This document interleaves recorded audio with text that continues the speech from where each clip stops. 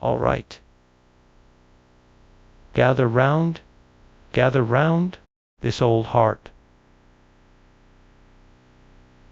It has seen more sunrises than you can count stars in the night sky. You want a story? I've got stories. Let me tell you about a time. Even before my grandson Noah built his ark. It's a story about pride.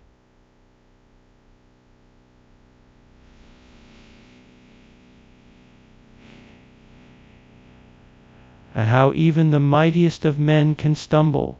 It is the story of the Tower of Babel. Now,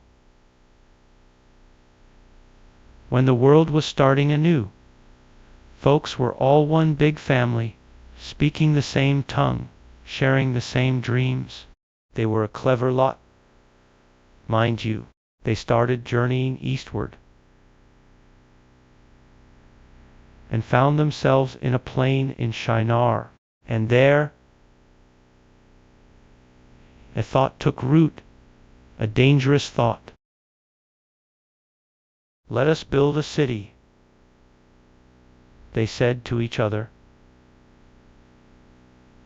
and a tower whose top may reach unto heaven. Let us make a name for ourselves, lest we be scattered abroad upon the face of the whole earth. Now, that might sound innocent enough, building a city, reaching for the sky, but let me tell you, it was pride that fueled their hands. They weren't building to honor the Almighty, the one who spared them from the flood. No, they were building to glorify themselves, to carve their names into the very heavens. They wanted to be remembered, to be powerful, to defy the natural order. They started baking bricks, burning them hard and strong. They used bitumen for mortar, that sticky black stuff that held everything together. Day after day, they toiled, layer upon layer, the tower rising higher and higher. You could see it for miles.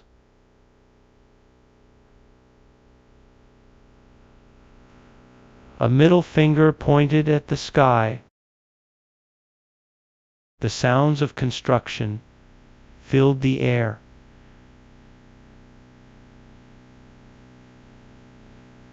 The clang of hammers, the rumble of carts, the shouts of men working together. It was a symphony of self. A chorus of arrogance. They were so focused, they forgot the land to build on, the very breath in their lungs. Now the Almighty, He saw what they were doing. He saw the pride, the ambition twisting their souls. He knew there was no telling what they might try to do next. Their unity, their common language, was fueling their hubris. And the Almighty, in His infinite wisdom, devised a plan. He didn't destroy them, no.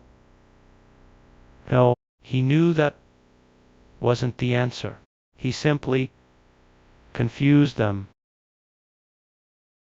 Imagine, if you will, the chaos. One moment, a man is calling for more bricks. The next, he is asking for a goat. Another, but he is speaking in riddles.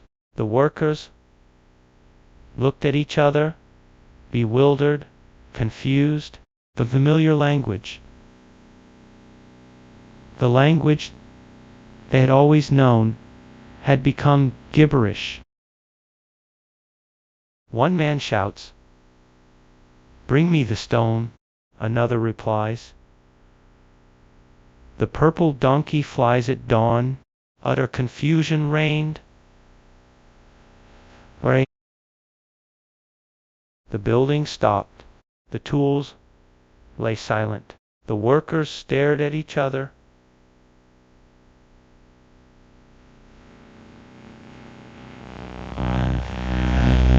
Stand the sand. A single word. They tried to explain, to communicate, but it was no use. The language, replaced by a cacophony of strange and unfamiliar sounds. Slowly, they began to drift apart. Families huddled together, trying to decipher the new tongues they were speaking. Small groups formed, united by a common, albeit newly acquired, language. And so, they scattered. They left the unfinished tower.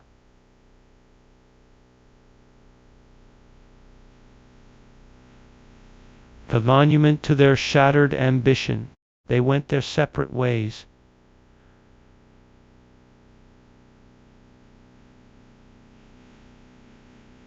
And their different cultures. And that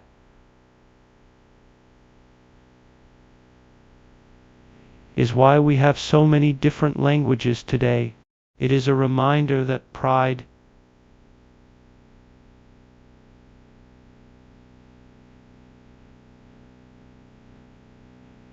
that even the gratitude, the Tower of Babel stands.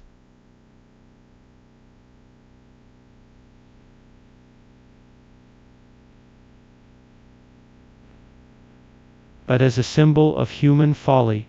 Remember that? Remember to be humble.